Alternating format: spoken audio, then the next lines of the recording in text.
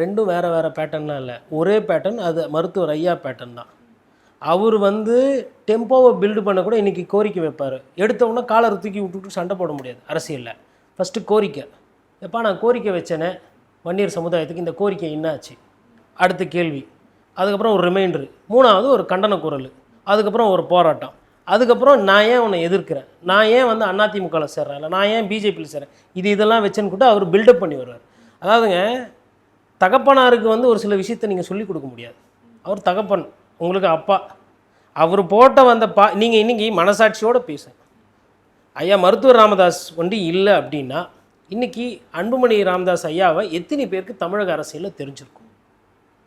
அவரோட இனிஷியல்லேருந்து அவரோட பேர்லேருந்து அவர் போட்ட வழி எல்லாமே.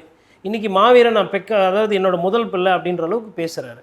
அப்போ எதுக்கு அதை சொல்கிறாருன்னா, அதை சொன்னால் உங்களுக்கு அங்கே குத்துன்னு தெரியுது. அப்போ என்ன அதை சொல்ல வர்றாருன்னா, குரு அவர்களுக்கும் உங்களுக்கும் இருந்த பிரச்சனையெல்லாம் அவர் திருப்பி பேசுகிறார்.